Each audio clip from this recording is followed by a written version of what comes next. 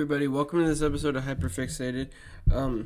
So I'm going to be doing a lot of mini episodes by myself, only because with some new news I've had. So Austin, when he's not working, does his card selling business, and that's starting to be his other source. So he's not going to be able to do the podcast much at all. With me and Chris, our schedules just don't really ever work. When they do work, we'll work something out. But until then, I'm not giving up on the podcast. I'm still doing stuff. Bringing that up, got this little book here for hyperfixated podcast ideas. I drew on it because it was plain and blank. I got it green to make it the color of the podcast, but I've got some good ideas in here. One of these ideas is why our picture is of Tokyo, or just Japan in the 80's. So my idea for today is top 10 80's Japanese city pop songs. So this is a genre that I started listening to a few years ago.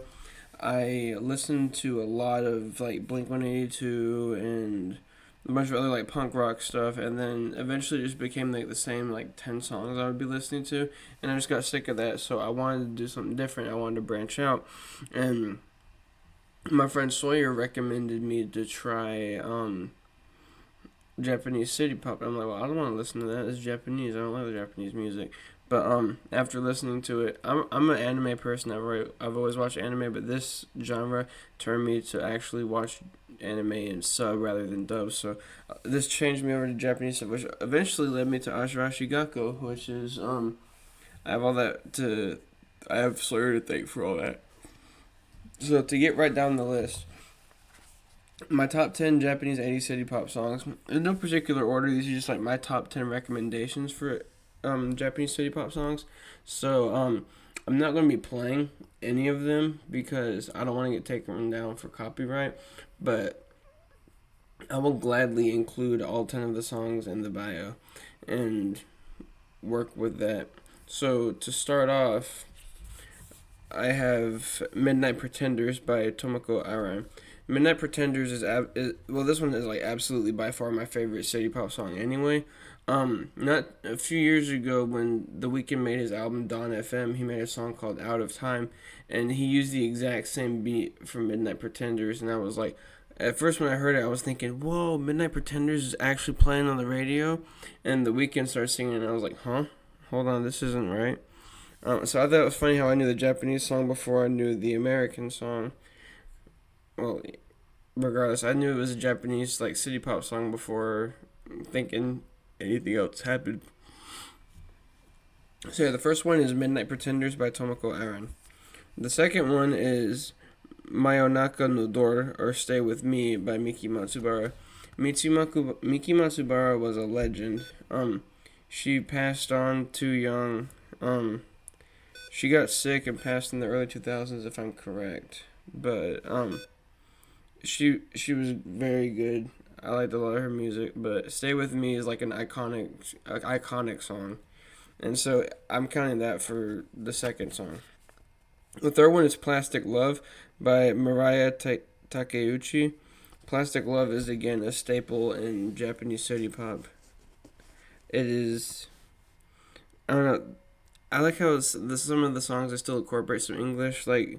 This one just goes I know there's plastic love. Pardon my singing. I'm still kind of sick, but even then I couldn't sing it regardless, so I don't even know. Next is 4 a.m. by Taiko Onuki. This song's a banger. So the city pop genre, the reason why I like it the most is it has a sort of jazz sound to it. So there's a lot of saxophones in it, and something about it, it scratches that itch with music. It scratches the music itch. So following that one is I Can't Stop the Loneliness by Henri. Henri had that whole album is an absolute bop with I Can't Stop the Loneliness. That whole album is called Timely. Timely is a bop. On my past 2 years of Spotify Rap, she was on my number one artist, and most of her songs were my number one songs. This year changed because Atarashi Gakko and everything, but regardless,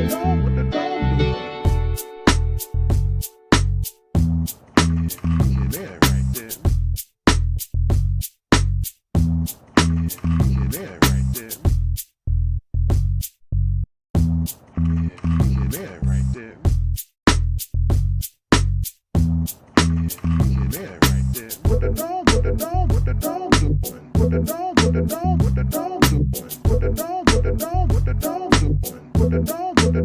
the dog